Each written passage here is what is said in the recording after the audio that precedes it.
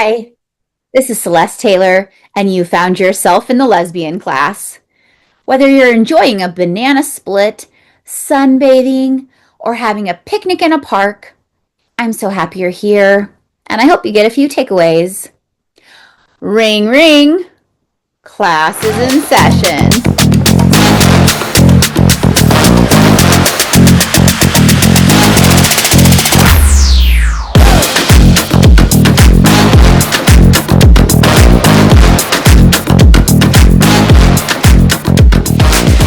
My guest today is Ash, a third grade emergent bilingual teacher from the South. Ash is queer, non-binary, and uses they, them pronouns. Welcome to the lesbian class, Ash! Hello, I'm so happy to be here. Thanks, and I'm so happy you're here too, and thank you for coming on. Of course. So, I know you teach in the South, Mhm. which brings a whole host of issues and rigmarole. How long have you been teaching? This is my 4th year as a teacher. Okay. So you're at a Title I school. I'm presuming you're still Yes, there. Okay. And you had said that you started teaching in Texas's disciplinary alternative education program, correct. which I had to Google because, I'm just like, what the hell is that? So it's a Texas thing. Y'all, whoever does not live in Tejas, it's this program Texas has started now. It sounds like, at least in the state I am, there's always been alternative schools, continuation schools, but Right. you were doing this program for elementary students. As young as 6 years old. Okay, so dish. Tell us Yeah. all. I mean, it's how you see it from the outside. A lot of people told me this is baby prison. And there were a lot of moments where, yeah, it kind of was like baby prison. So when I jumped into the program, I went to it because I was told it would be a self-contained position and I would have 2 TAs with me the whole time and I would have basically less than 10 kids the whole year. Um, how it starts off is kiddos will get expelled from school and they'll be assigned a certain amount of days. They come to our program and they have to quote unquote make their days. It's a point-based system. If they make enough points by the end of the day, they earn their day.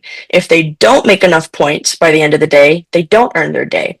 If they earn their day, their sentence assignment goes down a day, but if it doesn't, then it stays at the same number. So a kid could come in with 80 days, have a bad first day, and the next day will still have 80 days. Yeah, it was pretty rough. The kids there don't get any enrichment. They stay in the classroom all 8 hours of the day. No. They only left to go to the bathroom 3 times, and it was one by one. And we had to flip their pockets and, metal detect them before they came into the classrooms. They have to walk in a single file line with their hands behind their backs, wearing black pants and polo shirts. No library time. They don't go to a cafeteria. Food's brought to them in the classroom. No PE, no music, no essential areas, no specials. That No recess either. Oh my goodness. I just have no words. How is that legal? Who's fucking supervising Texas in its crazy policies? No, yeah. There were definitely a lot of moments where I had to take a step back and think, how can I make a positive impact here with all of this going on? Because Yeah. every person sort of had their own vibe, their own way of dealing with things. You had, your retired Army veterans who are a little bit more tough love and a little more disciplinary. You had me, who I took a restorative practice approach, social emotional learning above all.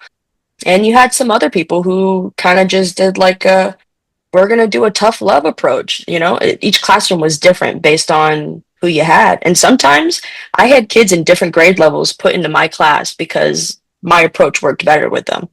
That's what I was wondering, if you were only with the firsties that year, or was it just K-5? Any kids could be in your class? Like, how did they have that set up? So there's one teacher per grade level for the DAP program for the whole district. So one teacher got all the kindergartners, one teacher got all the first graders, second graders, so on and so forth. I had third grade my first year, but I also had other kids put into my class sometimes, just based on whatever needs they had. Some kids needed a softer approach, and so they would be like, all right, Teacher Ash, we're going to put this kiddo with you and see if they can be okay with you. I had kids who were in another class wilding out, throwing chairs, throwing punches, stabbing people with pencils.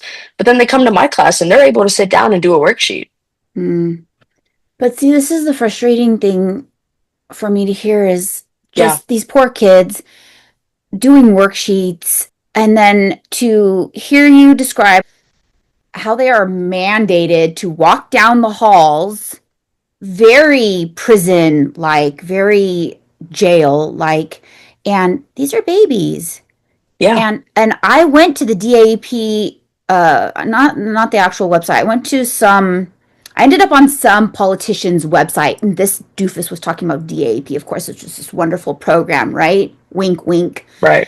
And on the page, the man was saying that DAEP is so great because it teaches kids how to self-moderate, or some baloney hocus pocus. Oh, the self-regulation. Well, he was saying self-regulation. I think he was saying something about monitoring, teaching them how to monitor themselves or something. And and there was something else on the website that made me think, okay, these kids are getting counseling when they're in this program. And from what I'm hearing from you, it does not sound like it. We did have a counselor, but it really wasn't much more intensive than a regular gen ed counselor doing some counseling lessons once a week. This has been at the forefront of my mind for a while now, where I keep thinking every educator in our country, regardless of what state we live in, we all need to read the book by Christopher Millett. It's The School to Prison Pipeline, genius title. It's a comprehensive assessment, the book says. I haven't read it. If you are an educator out there, let me know if you've read this book, because I didn't even hear about it, nor was it even on my radar when I was teaching. But it's so true that so much of how our classrooms are even set up is to prepare kids, to put these kids in jail eventually. This is not insane, and I feel so horrible that I was part of the system for as long as I was. Right. You know? No, yeah, there's definitely a lot of contention around it. For sure. And I feel for these kids who the system, which we would think and hope is in place to help them, right? To help all these little souls coming through school to educate themselves, to create a better life for themselves and their future families, you know, or whatever, them. And then to find out, I don't know about that so much. And it sounds like the kiddos you were engaging with when you were in that DAEP position were seriously dysregulated, right? So they have no skills. It doesn't sound like they're being taught how to self-regulate, to help themselves, right? And it's just like, ugh. Yeah, no, Very upsetting. it's very upsetting when you have a bunch of kids who, most of these kids, they came to our program with so much trauma and baggage. And really, that was the underlying factor on why they weren't able to focus in school. They would fall behind and thus act out. And when you have all these kids who are traumatized, who don't have social emotional skills, and you put them in a classroom for 8 hours a day with no sort of enrichment and just academics, academics, academics, and authoritative figures breathing down their backs, there's not going to be much growth. Yeah. Yeah. How can there be? So the last school I taught at was a big helicopter parent school, or I guess the new term is like bulldozer parent, right? School. And to think about how affluent these families were. It was a neighborhood school. But I had come from Title I. And talk about culture shock. Yeah, that must have been a jump. For me, right? Yeah. For me, it was culture shock. And for me, it was just like, and to have come from a rough school where I'd just been teaching sixth grade the year prior, and my little gangbanger kids, right? To, Floofy and Fluffy and Sweetie Pie and Dumpling and, all these kids who are so coddled by their parents, right? And to see the excess, to be harassed by these parents. Are you providing enough enrichment for my child? Little Timmy, needs his singing time, and then the flip side, you've got the kids in your class and all the other DAEP classes, and they're expected to sit at a desk with a stupid a worksheet and pencil in front of No them, scissors. right? And just who's going to learn in that environment? And then people will say, well, that kid's always been a bad kid, No, right? yeah. It's definitely, especially once a kid goes to DAP. And by the way, once a kid is in the DAP system, they're more likely to fall back into it. They're more likely to be repeated offenders, especially because once they go back to their home campus, they already have that tag on them like, oh, you're a DAP kid. You're probably going to get sent back anyway. So they already have that mentality of them. They're already starting below the line from everyone else. It's rough. Yeah, it's just no different than actual jail and prison recidivism rates, right? Because I remember learning that in college too. Is just once you've been in jail, Hmm. the likelihood of someone returning to jail is so much higher, right? Exactly. It's not a restorative program. It's a punitive program. Yeah. And I think the fucked up part about it too was that it was housed in a regular school. There was a wing for DAP since it, like I said, it was one teacher per grade level. The whole other side of the school was regular school. So these kids were, it was illegal for them to interact, but these kids still had to walk down the hallway sometimes in front of these classes, and the kids would look at them like, oh, those are the DAP kids. Those are the bad kids. We can't go down that hallway because that's where they are. It was very separative. It was very much separated. And when you look at the demographic of DAP kids, it's going to make you even more mad. I'm sure. It's just, ooh, the system is rigged. It It really is. is, you know. And I think that you have to be very privileged and you have to have educated and knowledgeable parents to not allow their kid to go through something like that. You see what I'm saying? Yeah. And it's like, yeah, kick them while they're down. Go after the weaker links, so to speak. And I'm sure that whole program is probably extremely illegal at a federal level. Like if we had any sort of federal oversight right now, which don't, it's a joke, right? But say we did, Federal oversight where? I know. Well, especially in the Department of Ed. I'm sorry. Don't we A have a WWE person in charge? A1 sauce, baby. A1 sauce. A1. Oh my God. I've never really hated anyone in my life before. At least I don't think I have. And for some reason, when I see her face, I just want to hit something. Rage. Yeah. Yeah. And and I usually don't repost mean things when people are talking shit about, anyone. But I Right. have reposted so much stuff about her because A1 sauce, fucking idiot, And then I've been telling everyone, I said, I know jack shit about running a federal agency. I could do a Right. better job in that role than whatever she's doing. Anybody could do a better fucking job. Somebody who works at Walmart could do a better job. Probably. Probably. Oh, Lord. I know. Just, oh my goodness. It's so true. Okay, so it sounds like, anyway, you are now third grade emergent bilingual.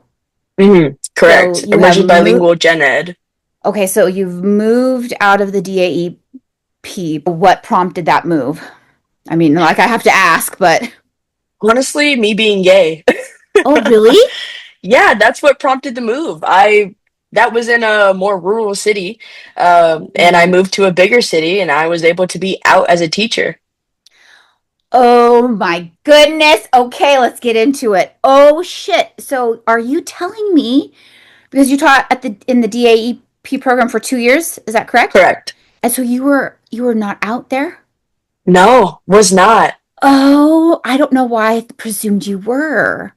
Now, I wasn't out officially, but that doesn't mean that I have, there were some kids who definitely were kind of like looking at me like, okay, Mr. Mrs. I have some funny stories of kids getting real confused about me in the DAP program. I bet you were the highlight of their days. No, really. I had this one boy, first grader. Oh, such a high vernacular, high vocabulary, very well spoken, but in the worst of ways. Hmm. Knew every cuss word, even words that I didn't really know how to use. I'll never forget, we had this room called a refocus room, just a blank room with two cameras where we had to put a kid in if they were hurting themselves or hurting other people. We had to let them stay in there until they were calm and they could come back to the classroom and regroup with everyone else. Whenever you're in there, you have to be with an admin and you have to be with two other people. So it was like a no-go zone. Everything is serious in there. Well, we're in there, and the little kid he's in a hold, he's in a restraint because he was hitting the counselor, and he turns to the counselor, and I'll never forget this. He says, "You're a damn ugly old lady," and he turns to the SPED coordinator, and he says, "You're a damn ugly old man." And then he looks at me and he goes, "I don't know what the fuck you are, but you're damn ugly too." And I had to turn around. I had to turn around and stop myself from laughing right there. Oh my gosh. How old is this kid? 6? 6 years old. This kid was 6 years old with 42 referrals by February. Oh gosh. Oh my goodness. Just this poor kid. Poor kid. I don't even want to know what the home life is like. I cannot Mm-mm. even wrap my mind around it. I cannot. I think oh my god. And I don't even know what the fuck you are. What? So I had kids asking me, "Are you a ma'am or are you a sir?" I'd be like, Oh, "I'm a teacher." And that's there you go. that. There you go. So you're at the end of your second year in the DAEP and you're just thinking, okay, I'm out. And then you started looking for jobs in bigger cities and then I take it you came across this district where you knew they were queer friendly. Did they Oh, do yes. they market themselves as a queer friendly district in Texas? Yes. Yeah. I'm very happy for you for finding a district where you feel comfortable to be yourself. I knew there had to be plenty of districts around Texas, sprinkled Right. around, right? I mean, Texas is not inherently an evil place. I mean, I think it largely is, but hey, good for you for finding a place where you can be yourself. Few and far in between, but they're there. Okay, so for any other Texan educators out there, tell them your experience. Now, when you were interviewing, how did all of that go? And then how did you know you would be safe to be yourself? It was funny because I put in my resume and my name into a pot to pick a school. But this school actually reached out to me. They emailed me and they were like, "Hey, we saw that you were applying and looking around. We'd like to interview you." Two schools did that actually, but this one that I ended up going with, um, in the interview, I asked them, "Hey, like, what are some cool celebrations you guys do? Do you guys do fall festival, things like that?" And they were like, "Yeah, we do fall festival, book character day, all these things." And then they said, "Yeah, we also have Pride Week." And I said, "Pride Week at an elementary school?" And they were like, "Yeah, we have a Pride Week. It's a whole week of a celebration. And, it's awesome because the kids, they get to make friendship bracelets. They get to explore who they are. They get to make flags that represent them. And it's all around really good vibes." And I was like, "Oh, okay. This sounds like a place where I need to check out." And I fell in love with it when I went there. I'm in shock right now. You're talking about a school in Texas. No, it's fucking crazy. So, because I've never even heard of a school in California having a Pride Week, but I guess I'll have to ask around. So, when Wow. is this Pride Week? Is it in May? I think, oh, last year it was either in March or May when we celebrated it. It wasn't actually during like the Pride month. Yeah. Um, yeah, Well, because and y'all aren't in school in June, are you? right. No, no, no, Okay. we're not. Okay, so you're in this sweet spot. You've got this great school. You all Mhm. are celebrating Pride Week.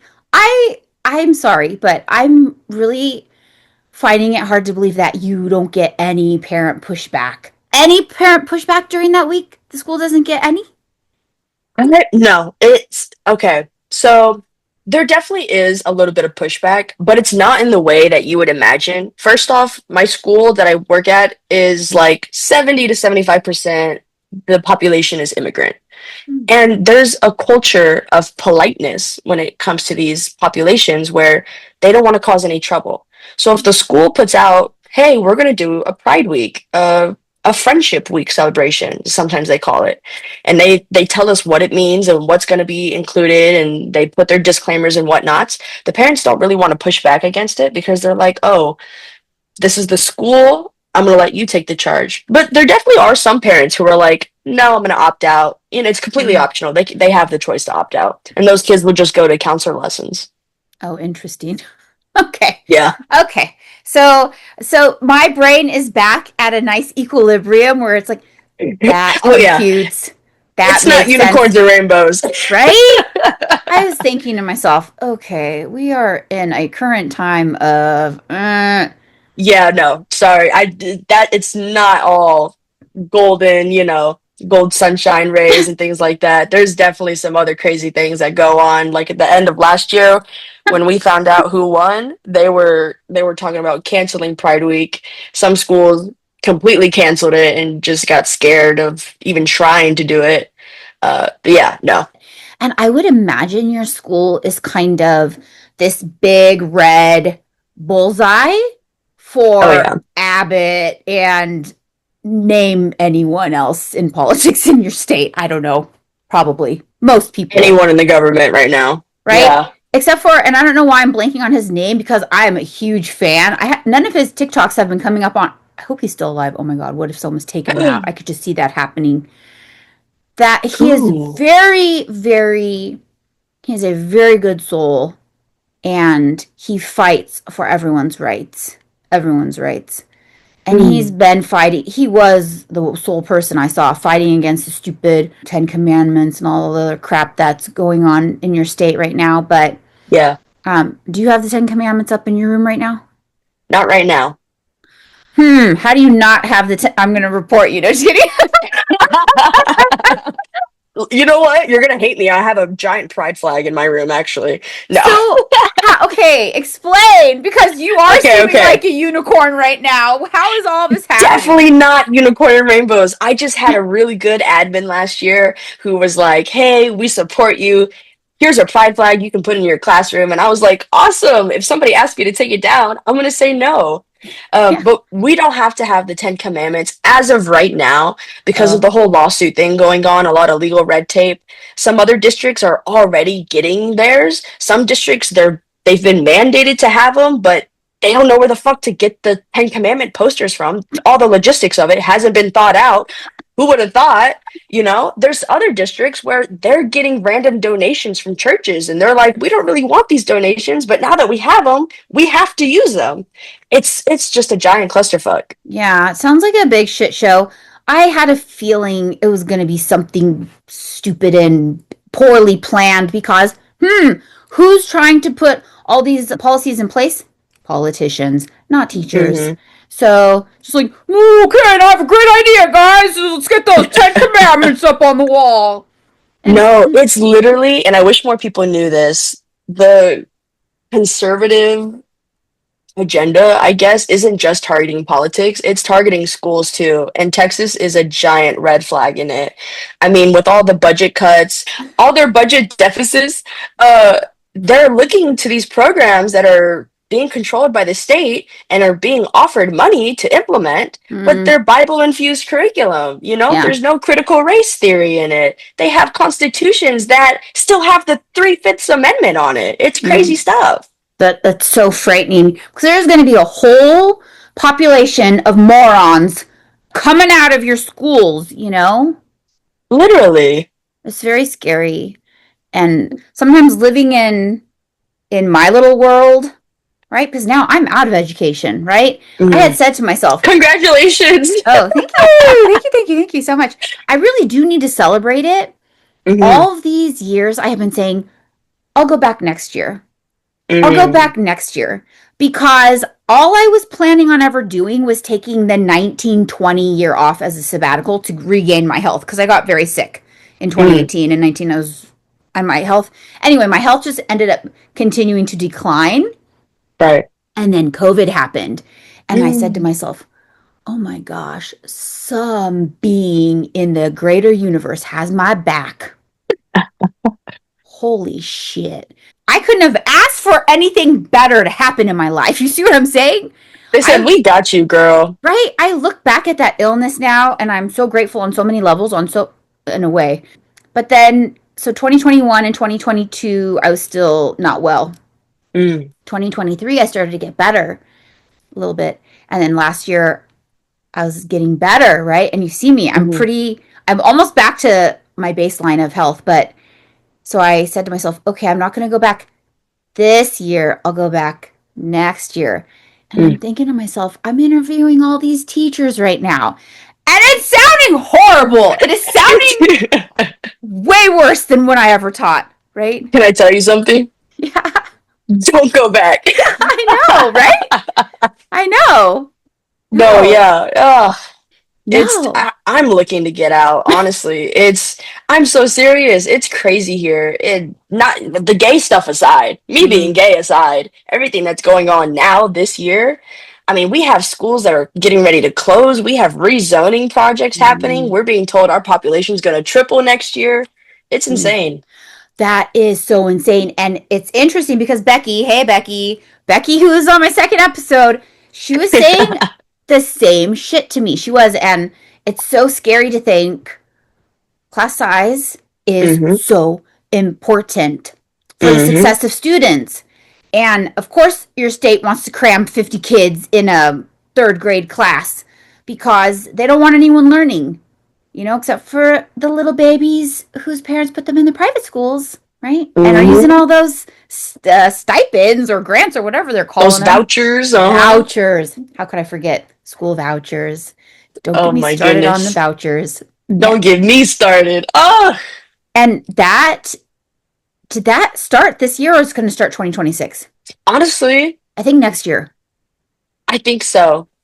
Well, someone out there can research it. And because I went down a rabbit hole earlier this week and I found myself reading an article, or I don't Mhm. know, someone wrote something about how in the 70s here in California, an insane politician was trying to make it illegal for gay teachers to teach. Oh, That was in the 70s. oh my That was like gosh. 1977.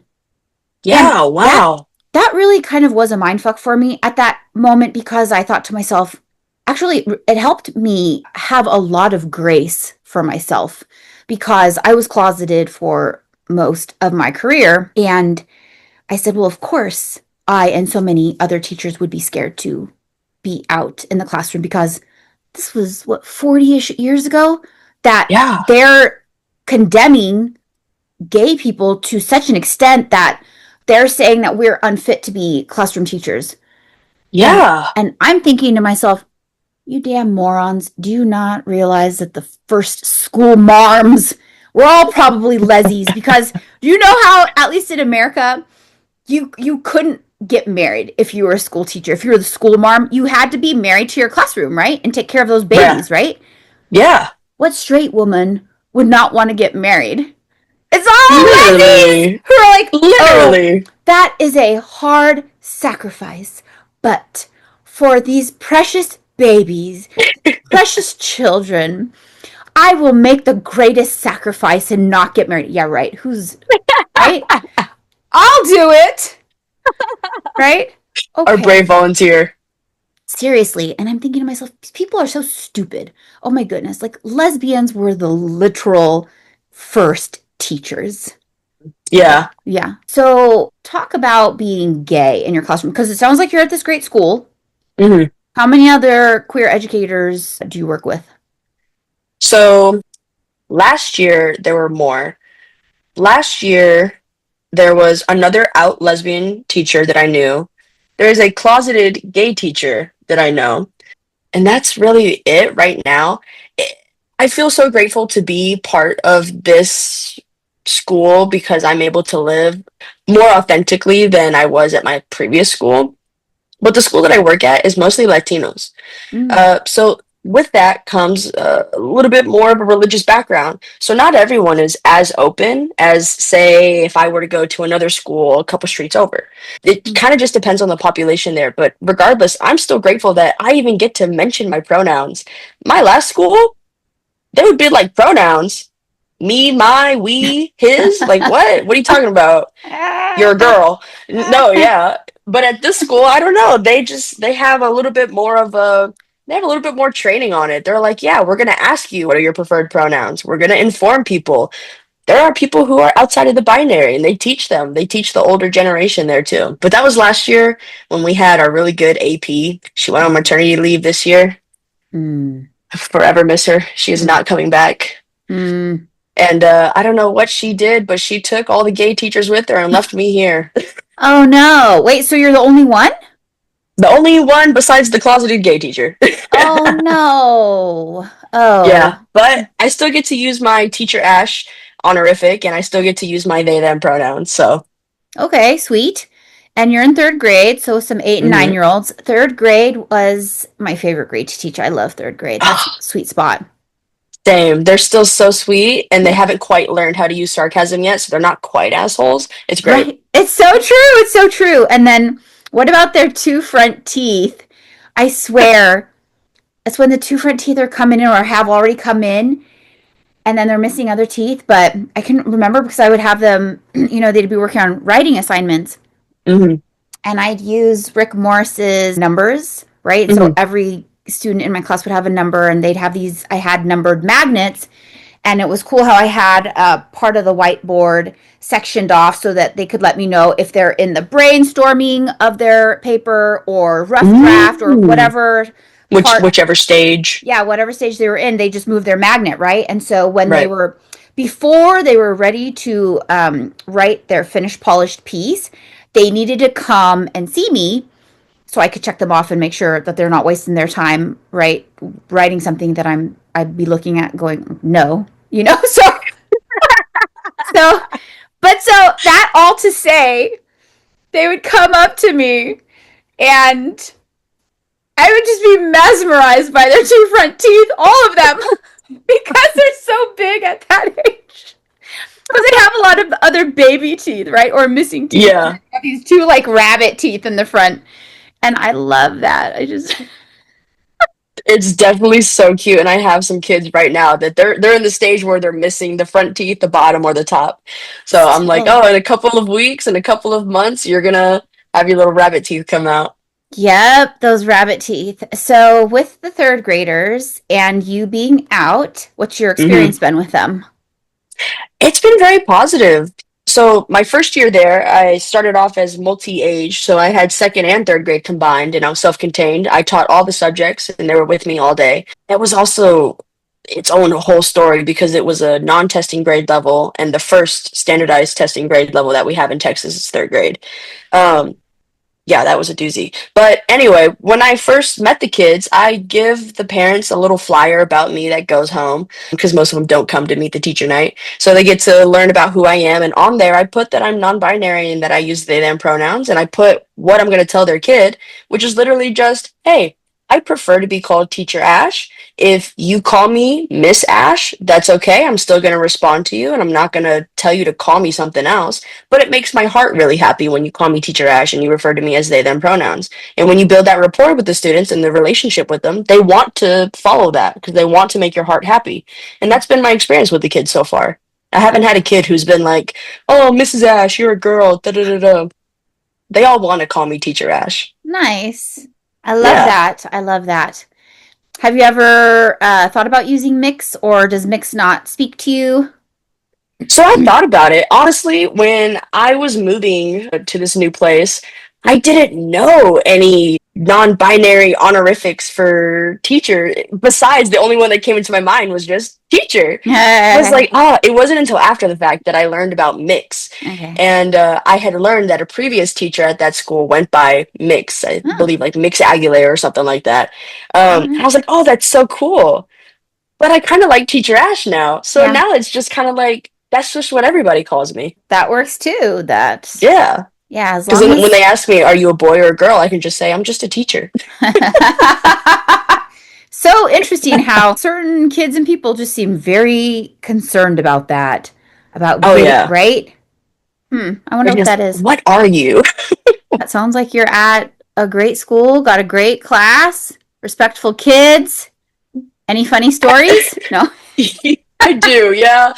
As respectful as they can be, they try their best. They have their best intentions. There was one time where I got called into my principal's office and she was like, Teacher Ash, I hope you're having a good day. She was very against conflict and things like that. So she was like, I hope you're having a good day. I just wanted to talk to you about something. I was like, sure, what's up? What's going on? She shows me this paper and it's filled out by one of my students and it says, Teacher Ash, and it says, I can ask them for help when I need, and it has a blank, and they're supposed to fill in the blank. Well, the student there just accidentally put math, but they changed the A to an E, so it said meth, and they drew a picture of me, so it looked like the kid was drawing a poster of, I can get meth from Teacher Ash. Oh my gosh. And so the mom saw it, and the mom called the school, and she had some concerns. So the principal wanted to talk to me about it, and I was like, "That's crazy. That kid didn't even do that in my class.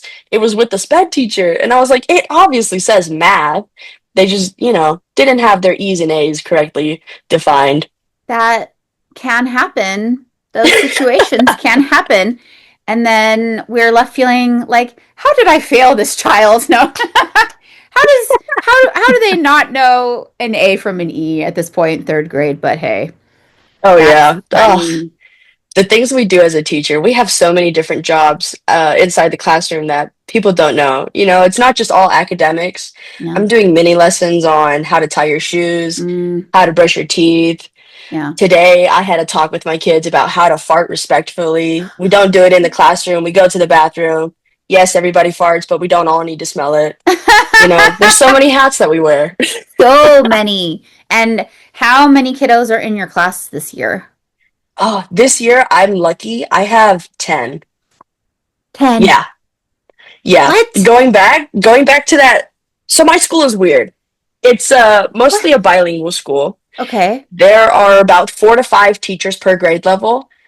One teacher per grade level is English only. I'm the third grade English only. So because we have a small population of English speakers, my classroom size is really small. Oh, but when you said you taught or teaching emergent bilingual, I would Hmm. think those kids barely speak any English. So, and it's really messed up how our system is, dude. I feel like let's bring in the Oh my, superintendent to explain it. Maybe he can do it. oh It's my gosh. yeah, no. I have emergent bilinguals in my class and ESL kiddos in my class, but honestly, it's the kiddos that can speak English a bit better that are put in my class. It's my class has to be in English. The other kiddos who can barely speak any English, they're put in the dual language classes, which is Okay. mostly taught in Spanish. Wow. Yeah. What? You Yep. have 10 students. 1-0. That's something lower than you would have probably even if you taught at a private school. Probably. Yeah, I Wow. got really lucky this year, and I'm still crossing my fingers that I don't get leveled. Okay, here's the situation with that though. I hear 10 and I think, yeah, of course, on one hand, that's like a cakewalk, walk in the park, daisies, roses sprouting up everywhere. However, does the day kind of go by slowly sometimes since there's only 10 of them? It goes by so slow, especially because I have the same 10 kids all day, Yeah. self-contained. Yeah, The day yeah. goes by so slow. It really is interesting because, and the only reason I know that and think that or ask that is because I started my career teaching English in South Korea. And so Oh, cool. it was cool. And so I'd have certain classes, thank God not all day. Certain classes had, I think one of the years I taught there had 6 kids in it. One class had 8 kids in it. And there is a fine line between like too many, too few, right? Oh, yeah. And that sweet spot because with 10 kids, I don't know. You can get good synergy, but also since there's only 10, you can get through material so much faster. Yeah. And then you're like, okay, that I finished all of my lesson plans for the day. What do we do?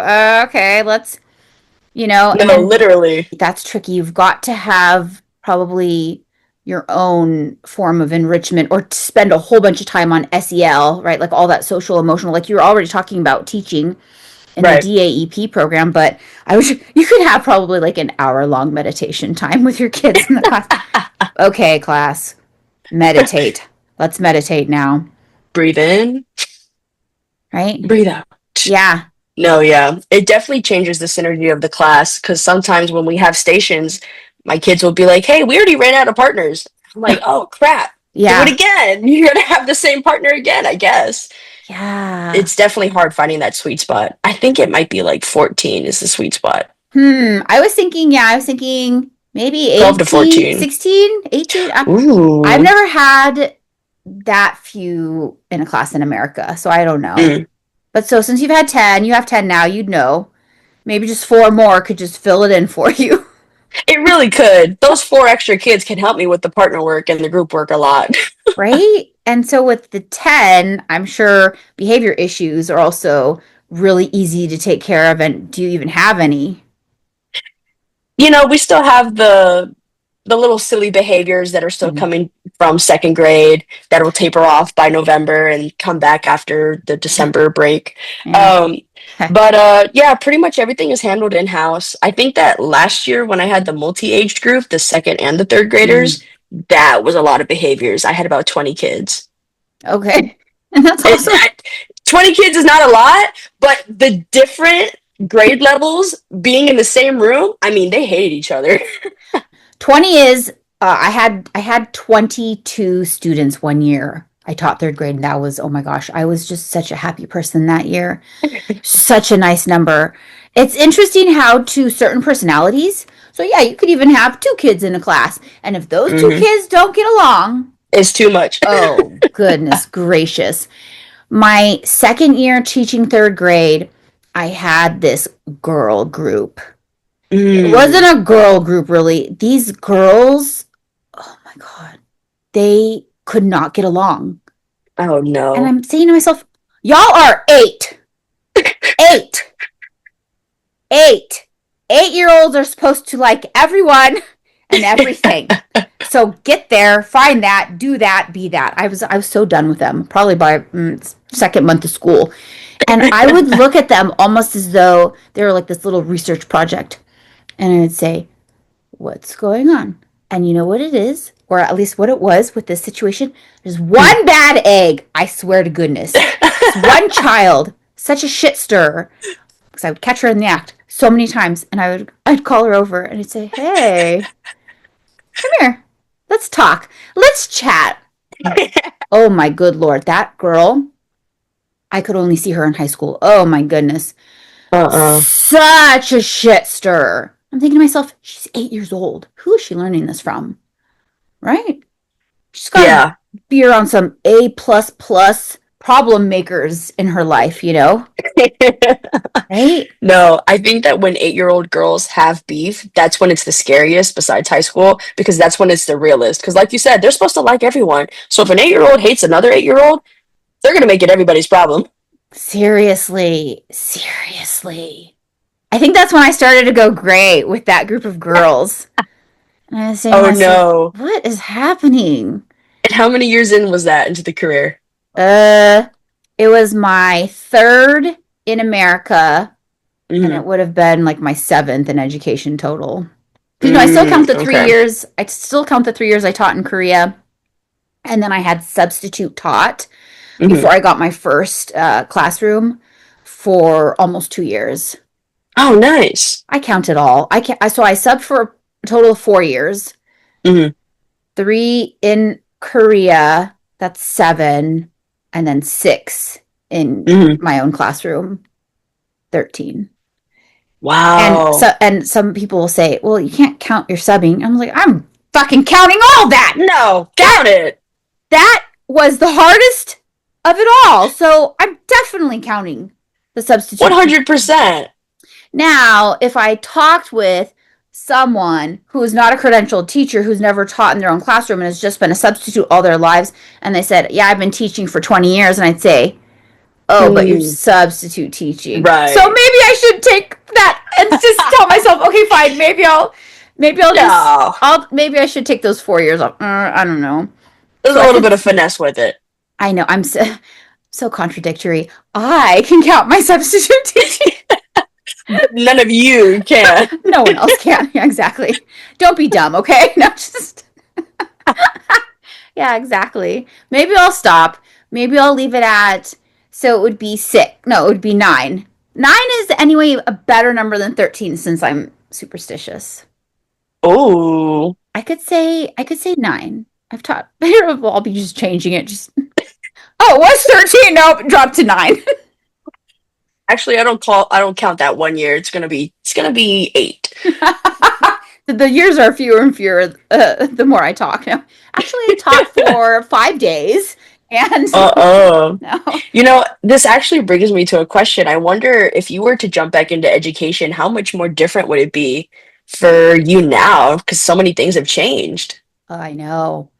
I think that's what's kept me Mm, from going back because I did see a couple of positions months ago that I thought, oh, you know what?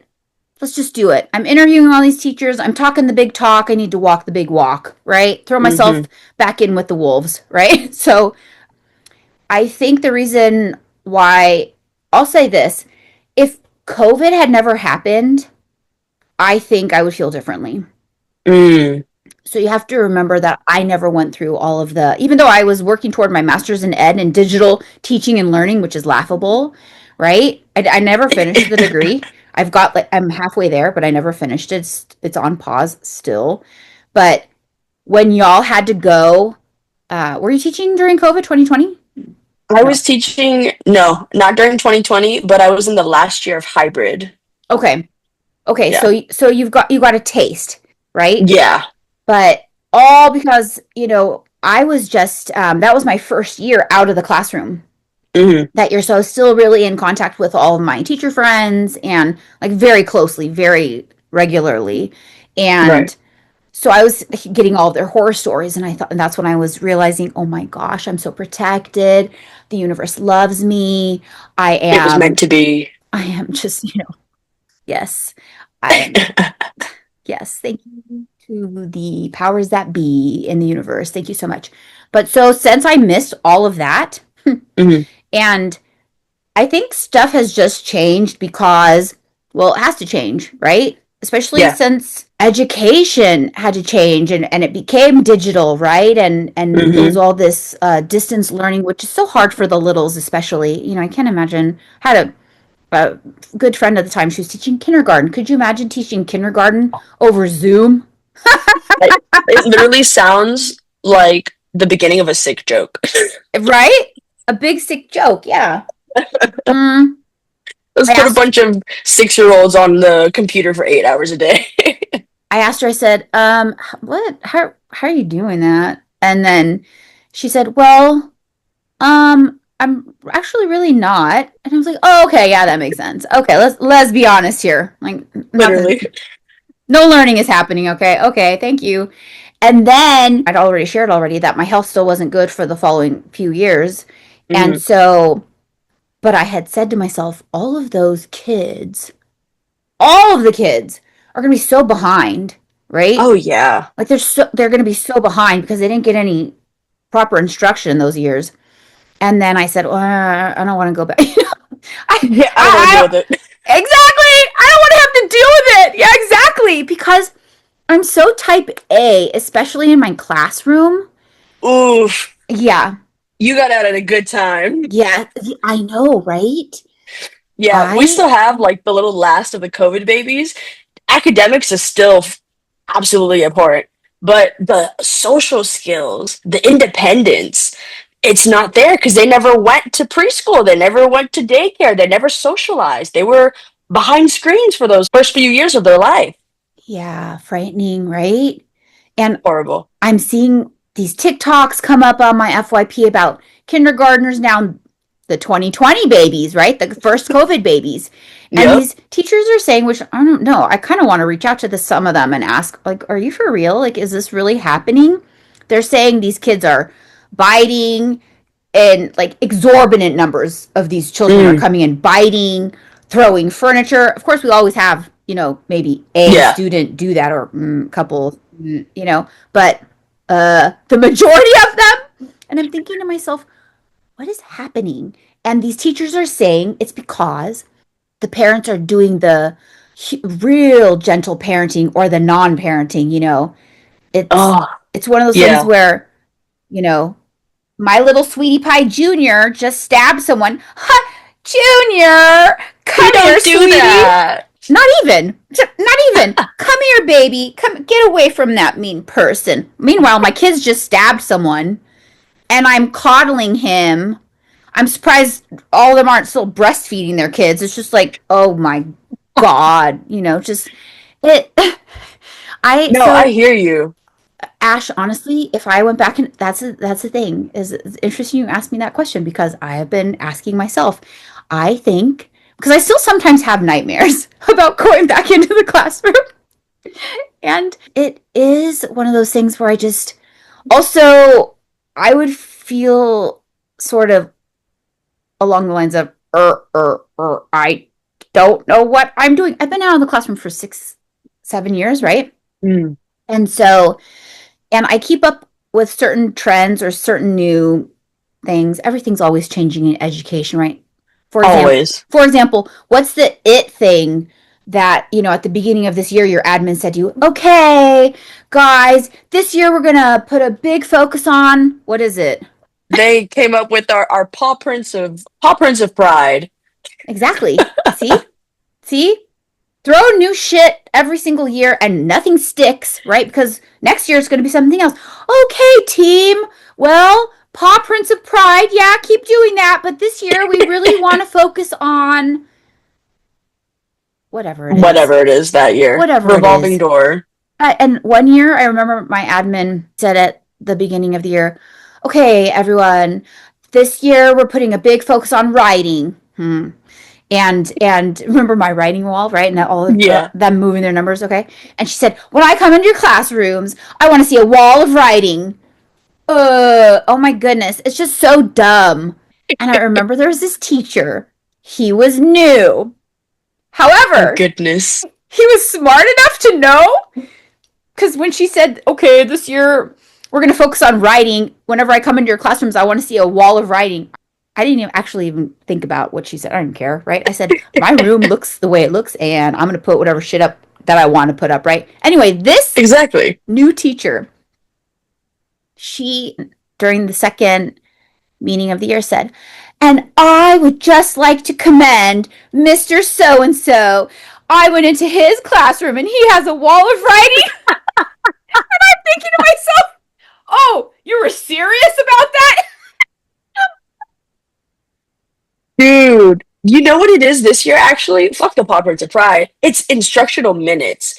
And our instructional minutes are insane. I have full on lessons I need to put in like 5 minutes. And they're walking in, they're doing walkthroughs, and I'm like, I'm gonna talk for 5 minutes, and my kids are gonna blink and be like, "Teacher Ash, what the hell are you saying to me right now?" And I'm expected to just keep it going, keep it going. That's what they want to see. Yes, yes. I used to work with a gal. She worked at a different district before she came to our school. She Hmm. said her admin would make rounds through all the classrooms and she would expect to see an entire lesson be taught by the time she went through everyone's classroom. So you had to at 12:53 p.m. be Clock teaching, fucking time. yeah, page 19, chapter 3, whatever. And I'm thinking to myself, "Oh my gosh, I would not even be able to." No. Hmm. No. And they're like, "We don't want any outside questions. We need to use our high quality instructional materials. All the questions that you need are in the high quality instructional materials." My head is buzzing from it. I'm like, "Get this fucking book away from me." Everything that I say is scripted. My conversation at lunchtime is gonna come out of the goddamn book at this point. But are you serious? Is that how you're teaching? When my admin comes in, and oh my goodness, they're so funny. Sometimes I'll have like 3 observations in one day, and they'll be like, "Hey, how was your day?" I'm like, "Why did I get 3 observations?" And they'll be like, "Why you got three? What? That's crazy." That is. It's crazy. No, but when they come in, I need to be reading from the book. We need to be on our program. I tried to do a mini lesson one time during my small group because I literally my class is a small group. If Yeah. you think about it, Yeah. so we did 20 minutes of our high quality instructional material that's mandated by the district. And then I had the last 10 minutes to focus on a state tested subject that my kids needed reteaching in. And my principal was like, "Where's your high quality instructional materials?" Like, "What are you talking about? I'm doing a small group right now." Oh, "I'm sorry, but the minutes say, I don't give a fuck what the minute says." Oh my goodness, it's crazy. Down to the that's second. that's so scary. That's so scary. I don't like hearing anything like that. That's Hmm. frightening. See, I would not want to teach at your school just for that reason. It's definitely crazy. Just don't teach in Texas. Oh my gosh, I couldn't. And also, OMG, I looked at some salary schedules for some districts. Mm-hmm. No, no, no, no, no. Yeah. And have you seen the post? I've seen it on Instagram where someone has posted something along the lines of, gee, wouldn't it be nice if we could give teachers a sign on bonus of $50,000 and give them a salary of $100,000? And there's one other nice perk, just like the ICE agents are getting. And then they say in this post, I guess it never was about not having the money, It right? never was. It never has been. It just gives me this pit of ick in my gut when I would see Yeah. that. That's been coming up on my feed pretty regularly because, I search a lot about education stuff Yeah. still. I'm presuming what your admin and your district are implementing, and this is all, top down, trickle down, is a control thing because the best educators are the ones who design really relevant, content relevant lessons for their kids, right? Mm-hmm. I never used, I shouldn't say never. For language arts, I know, really, for language arts, I never used the provided curriculum. Mm. The very first team I ever joined, I was basically told, we don't use that. It's trash. It's junk. Mm-hmm.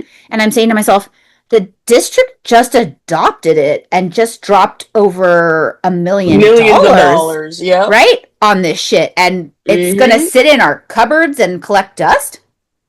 Okay. So now what? And then so I was told, no, you need to develop your own rigorous content relevant lessons. And I'm thinking to myself, what did they just spend $1 million on?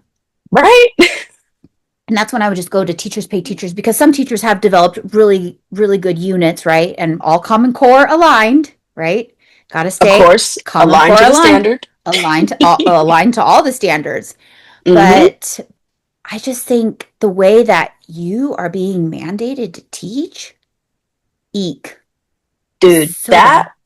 it's definitely no, I definitely see where you're coming from, especially when you take into consideration this aggressive consolidation of schools and closing of schools that we're seeing too.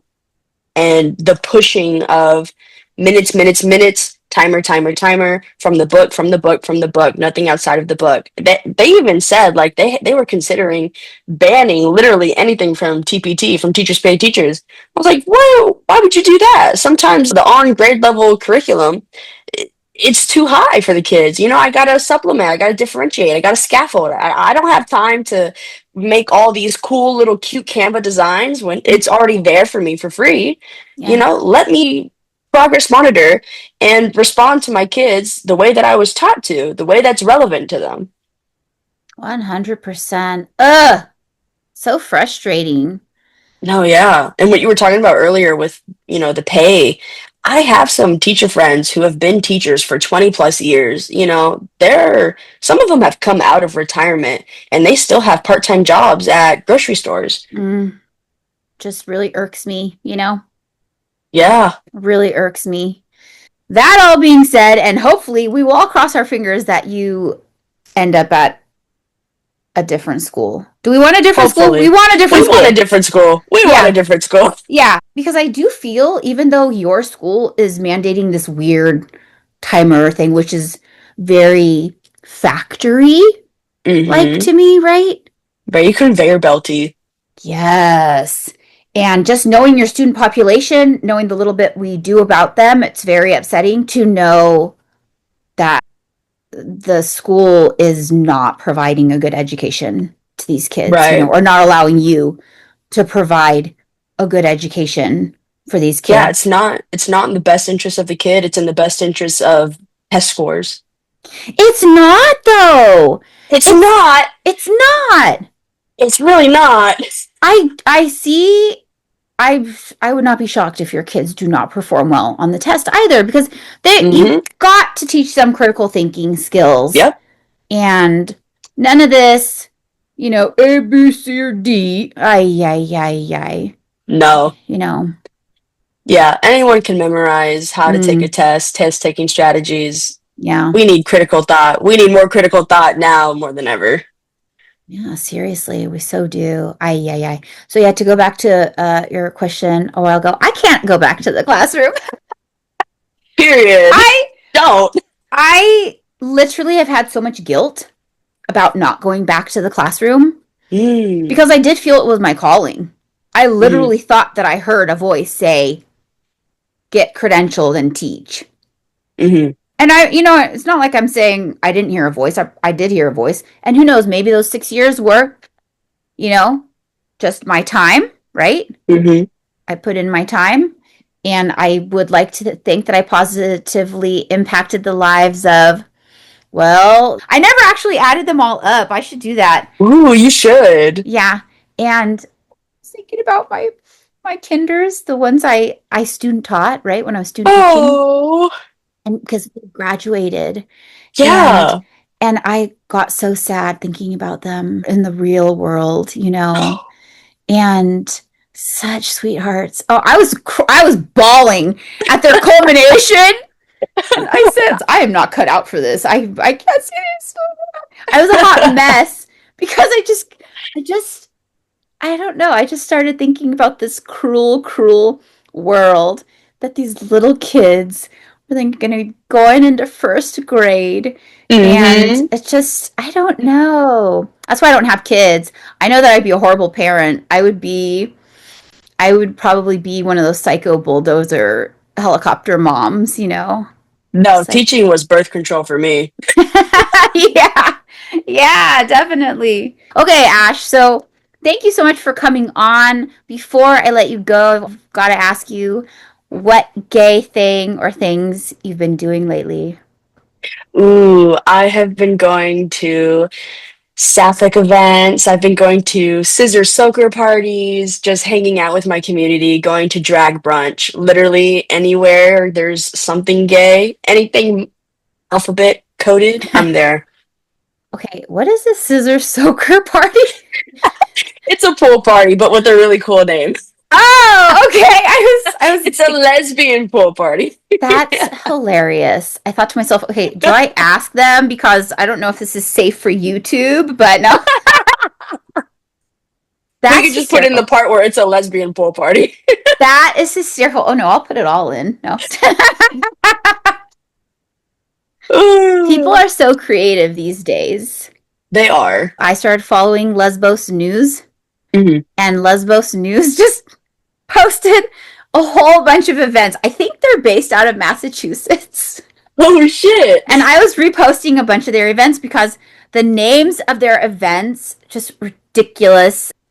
Tip the Iceberg Club Penguin Party, which I don't Lesbos will be present as Antarctic helping run Puffle adoption. I have no idea, but I very love that. very creative Dyke Descent Masquerade. They have a lesbian queer boxing club, Ooh. Queers for Fears. No, their naming is so creative. I actually just went to a U-Haul DJ party where it was a bunch of lesbians DJing out of a U-Haul. I It was love it. awesome. Wow, wherever you are in Texas sounds like you've got a lot of great community and great events. That's so important. 100%. Honestly, it's the only thing that helps keep me going sometimes. Yeah, I bet. I bet. Me too. Me too. I'm in the process of moving and I'm aiming for these two cities, Mm, which I mean in California. You'd be surprised though, actually. There's plenty of places in California that are red. People don't know that, but really? oh yeah. Think about how big our state is. I mean, your state is huge also, but Hmm. the farther north you go and in rural pockets of Northern Mm, California, especially, but some little enclaves in Southern California too. Oh yeah, mm, plenty of bigots everywhere to go around. So mm-mm. yeah, Dang. Well, wherever you end up, I hope it's as blue as the sky. yeah, it will be. Thank you so much. Well, thank Nice. you again for coming on. Thank you so much for having me here. It was so much fun. You're welcome, and you are invited back anytime. That's lovely. I would definitely love to come back. Thank you. Thanks for listening, everyone. Bye bye. Bye.